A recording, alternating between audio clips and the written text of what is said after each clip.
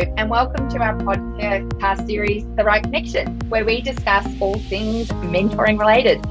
Today, I'm delighted to be interviewing Merredith Murphy and Mary Grech, two of our long-standing customers from Fitted for Work, which is a non-for-profit organisation committed to helping disadvantaged and underrepresented women in the community, of which a mentoring program plays a key role. So Merredith and Mary, welcome today to The Right Connection.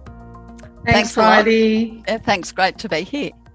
So we'll jump straight into it. Where I wanted to start today was just acknowledging your long-standing commitment to Fitted for Work. So I understand both of you have been at the organisation for over 11 years now. So Merredith as the Fitted for Work volunteer manager and Mary as a long-time volunteer.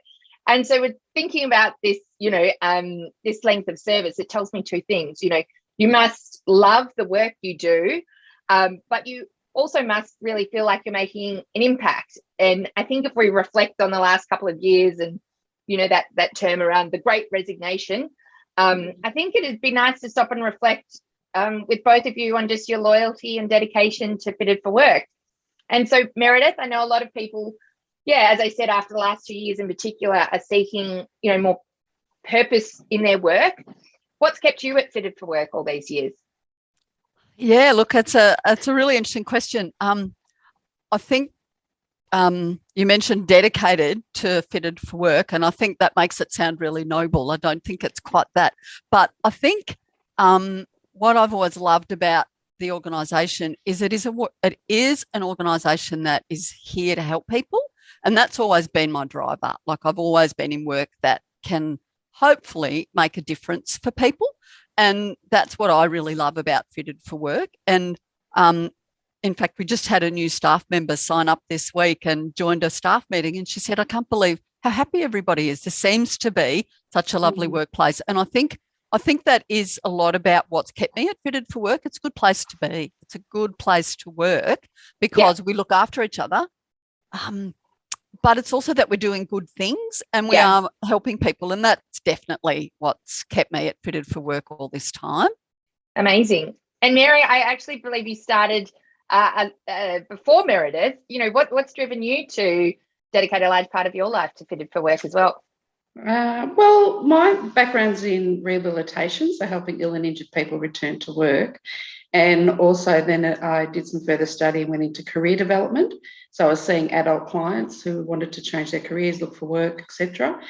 And I'm not quite sure how I got this, but I got like this little postcard around Fitted for Work. Someone sent it to me and said, this would be a good organisation to perhaps tap into. And I had it on the mantle in my office. And then as I sort of was morphing into working paid work less and just was looking for somewhere to devote some time to on an unpaid basis, and it was really looking for an organisation where I could use my skills and experience and help women, but in a very direct way. And just as Merredith said, it's a great organisation. I love being a part of that organisation. It's very much volunteer driven, so that's quite unique about it. And you'll find that most volunteers exactly feel the same way about contributing to the lives of others in a really direct, real way. Love it. Well, that kind of leads into my next question. We should probably talk about, what does Fitted for Work actually do? And I guess, how are you uniquely different out in the market with some other, I guess, community service providers? Feel free, either one of you, to jump in. Well, I'm happy to jump in. And I guess the first thing to say is to describe what we do through our mission statement, which is really that we exist to support women experiencing disadvantage to get work, keep work, and navigate their world of work.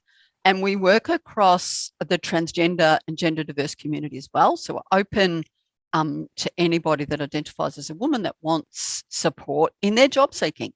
So I think we do it in a way that is quite inclusive and wraparound. So we have services from that support people in the really early stages of job seeking. So they might have experienced long-term unemployment, not just really know what they even want to do, or where to start looking for a job, or what job might be good for them. So we can direct them to, well, that's actually where mentoring is a really good starting point for those people. But we can, through our job hub, we can talk to women about how to put a resume together, how to prepare for an interview. Like, we do all those really, really job-focused things. We've got an Emerge program, which has morphed over time. And that was another of the programs that Mary helped to set up way back in the beginning. But that program is something that gives women confidence. It helps them to start to answer those questions about what they might be good at, what their skills are, what their experiences in life have led them to that they can take into employment. So the Emerge program is really good for helping women start to know themselves better and where they're at in terms of readiness for work. We've got the outfitting service. Most people have heard of Fitted for Work because they know it's for something to do with clothing. And that's a fantastic part of our service, obviously, because it gives women the physical things they need to feel confident. You know, we all know that you can have a bad hair day and, you know, just feel really, or you can put on an outfit that you feel, oh, I feel pretty good in this, and gives you that confidence. So we all understand the importance of that.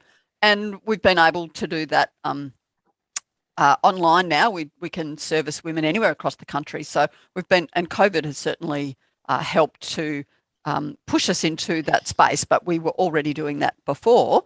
But all of those things, I think, are part of what we offer women in terms of what they can do to prepare for work. But I think that one of the things that makes us unique is that we see that experiencing disadvantage in a way that is, it can happen to anyone at any time in their life. So you don't have to be a Centrelink recipient on a healthcare card to access Fitted for Work. You just need to be a woman who wants some help and is willing to put your hand up and say, I think I need someone to help me through this. And I think that is part of what makes us unique, that we see that experiencing disadvantage can be and is for some women a lifetime. For other women, it's just a pocket in time experience, and we can jump in there to support them in whatever that need might be.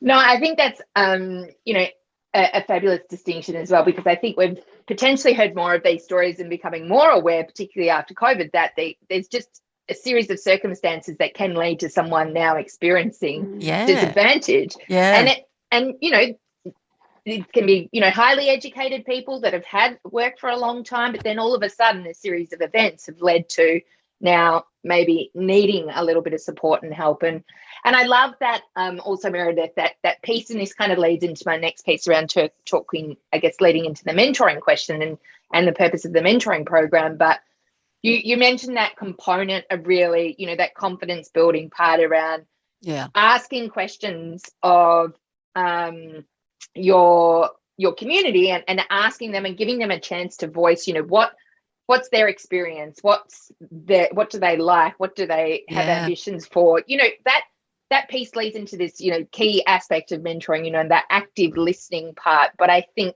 just that sentiment there shows that Fitted for Work's an organisation that, is there to listen as well. And it's not about telling. That's really great to hear as well. Yeah. So leading into, I guess, that piece around the mentoring component that you did touch on maybe early on for some of these women that maybe have been experiencing disadvantage for a longer period of time and using mentoring as a way to support and build confidence. How long has the mentoring program, I guess, been running for now, and what was kind of the impetus to implement the mentor program? Sure. Do you want me to take this one, Merredith? Yeah, please do, Mary.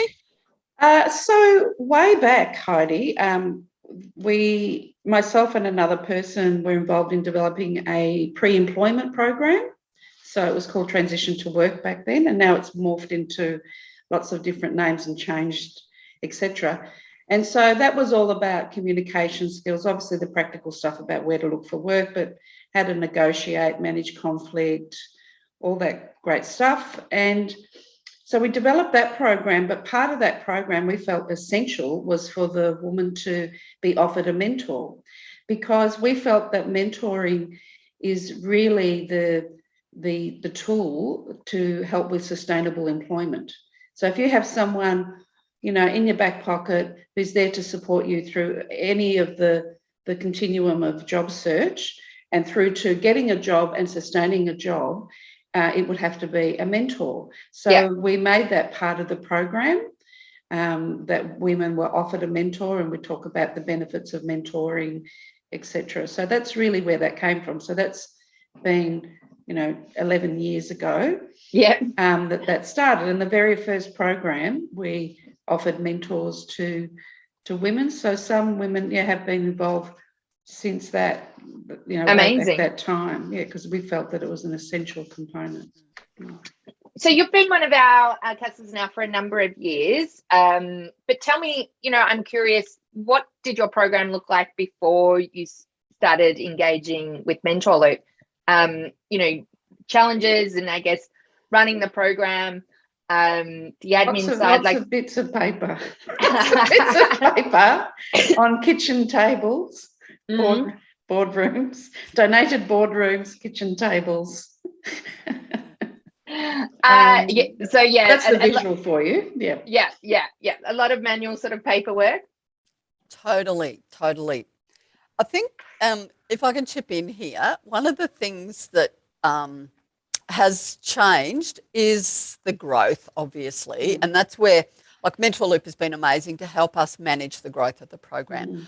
What Mary just described about our early days when we developed up the Transition to Work program with mentoring as a parallel to that program, we were putting women through the Transition to Work program, building their confidence, getting them ready for work, and then handing them on to a mentor. And we were at the same time developing our mentor training, or had developed it. Then we're bringing mentors in through the training. We're getting to know them. So in the very early days, it was this really lovely little, very cozy little group of people because we all knew everybody. Mary and I, working on the program, knew who the mentors were, and we knew the participants because we were both involved in the training of both. We're both doing the training with the women in the Transition to Work program and the mentors.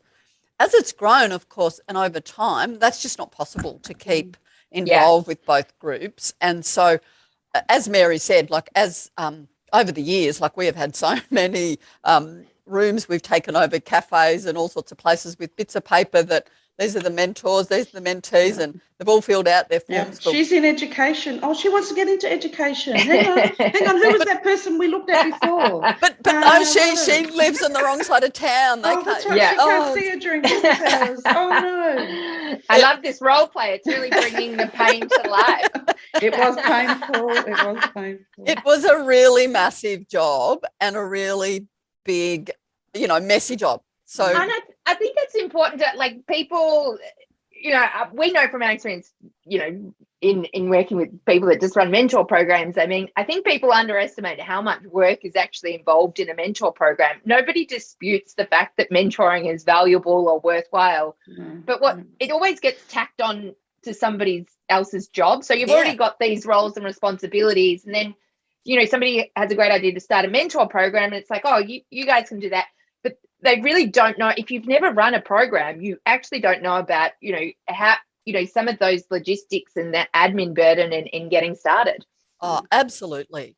And it's also, once you've matched people, you still need to be able to support those relationships. So there is a lot that sits behind and underneath and all around it. So look, before Mentor Loop, it was, particularly as it grew, it was becoming harder and harder to keep a real sense of knowing everybody and that we were doing a good job. And absolutely, that's where Mentor Loop has made it so much easier. It's taken away a lot of that admin burden.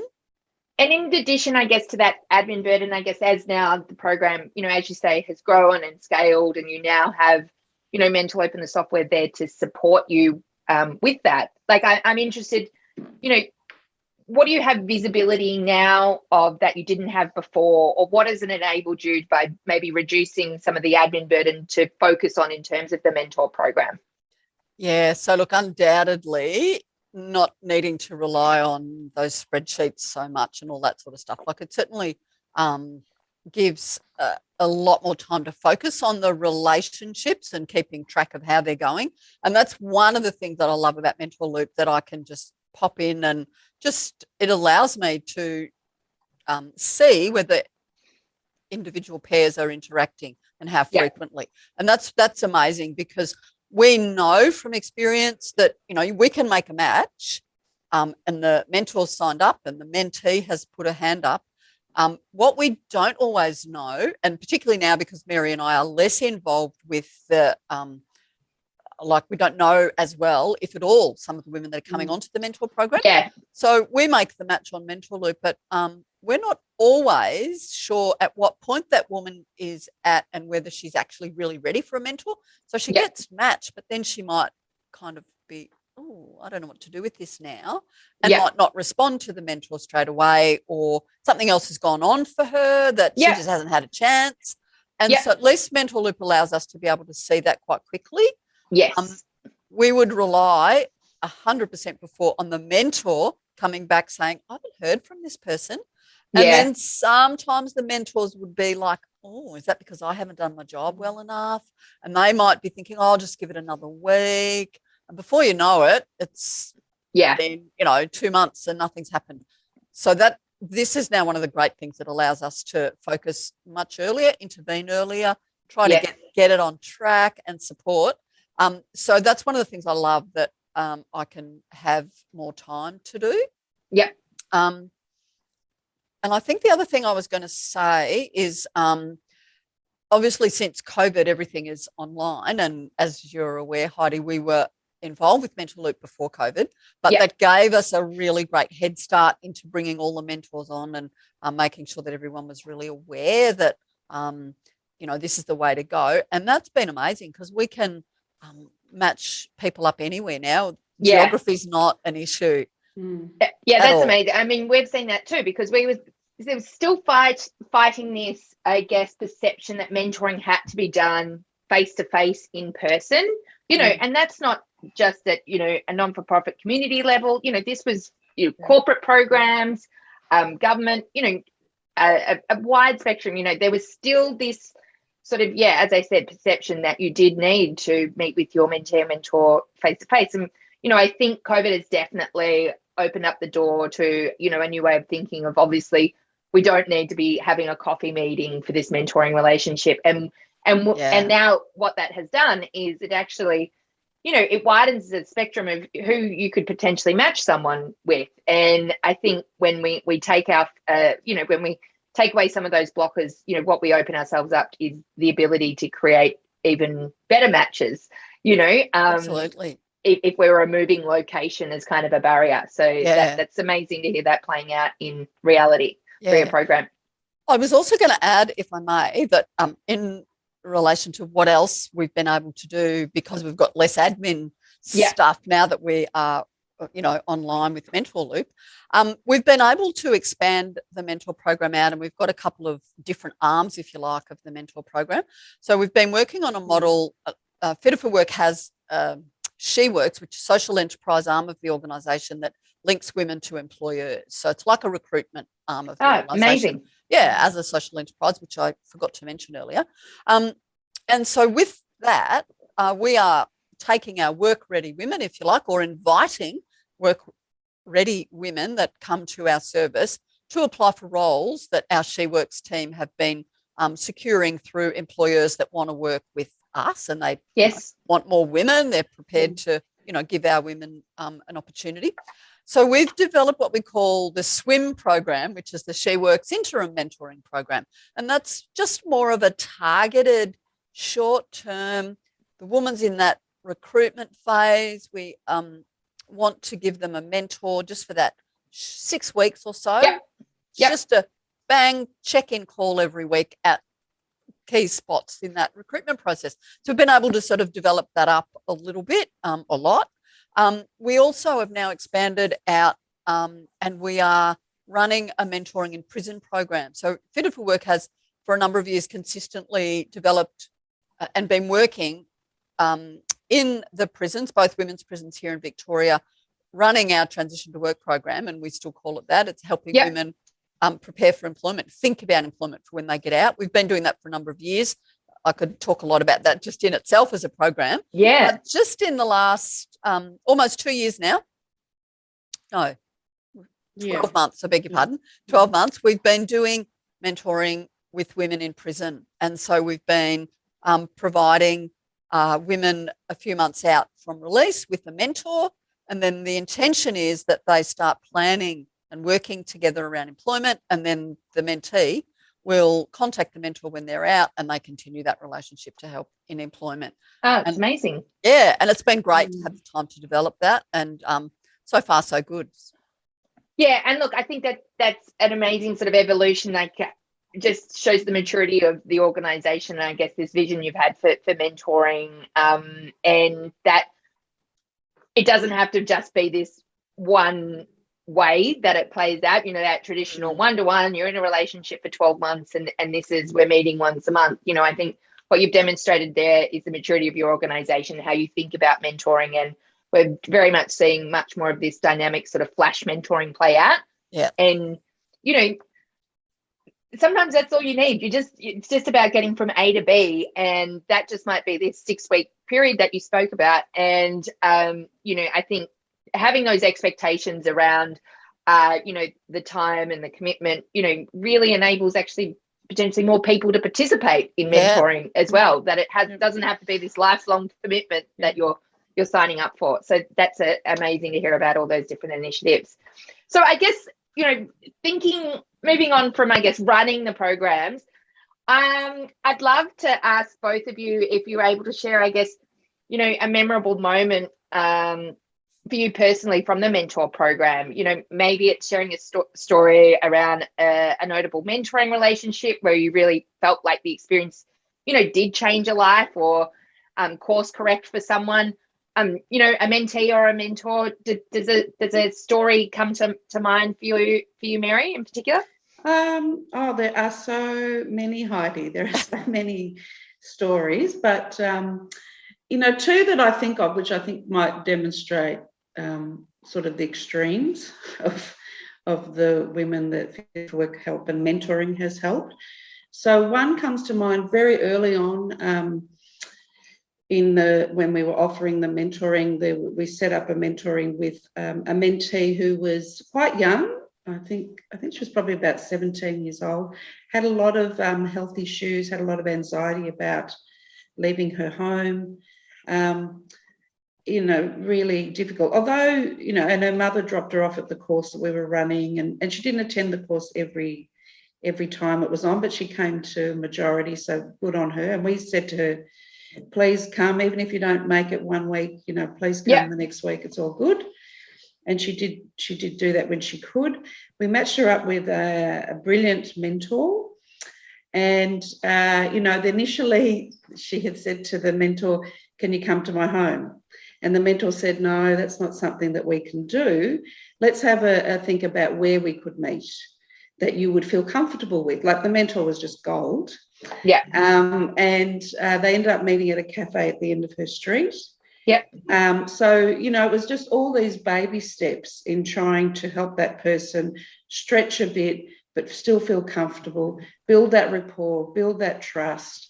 As I said, the mentor was brilliant in understanding that and not pushing her too far. But there's lots of things that happen. But I guess the most momentous thing is that she got that person on a public transport.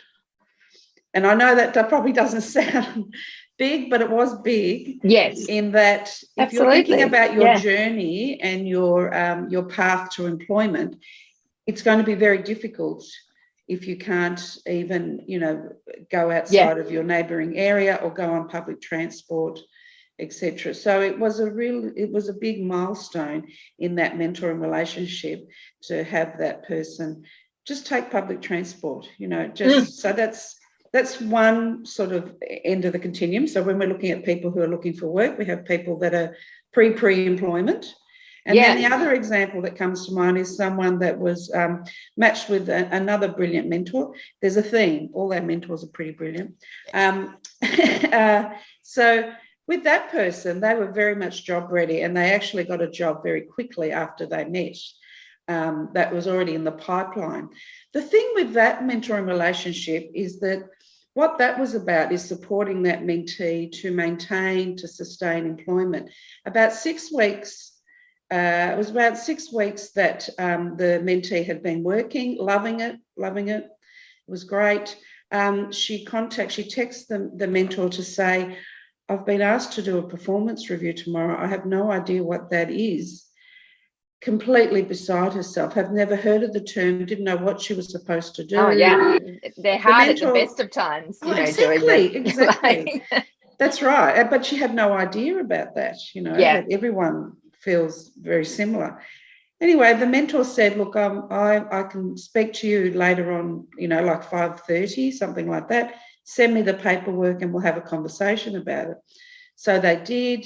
They talked about how she might prepare. They talked about what it was. Yeah. How she would prepare, etc. Now, the mentee turned to the mentor and said, I was ready to not go in tomorrow and just leave that job, because she was ashamed, she was embarrassed, and she just felt that she should know what that was.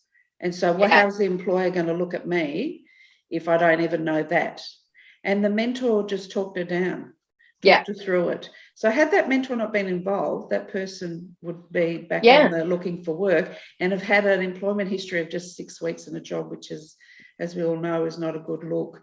So, it was wonderful. And I believe that meant that they're still in touch. It's a very sort of casual, informal sort of touching base type thing. And that person has gone on to work in other organisations. So that was just to give you an idea of the different types of mentoring. They're both amazing stories and I guess great examples of, the extent, like, it's the thing, mentoring does not have this script book where it has to be this certain pathway that it plays out. And I love hearing the follow-up of, they still keep in touch, because we talk about, building this advisory board, and it's kind of, as you can almost think about it as, you may not stay in this formal relationship, but you collect these mentoring relations as you go. And, obviously the intent is hopefully that you can maybe, tap into this, maybe in 2 years' time or 12 months' time when you're feeling that you need it again. There's this moment that you need that for. So I think they're great examples.